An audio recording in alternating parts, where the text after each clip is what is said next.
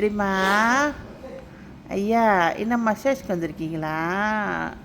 அக்கா உங்களை மசாஜ் பண்ணி விடுறாங்களா? இங்கே பாருங்கள், இங்கே அம்மா பாருங்கள். ஷோ ரொம்ப பிஸியாக இருக்காருங்க.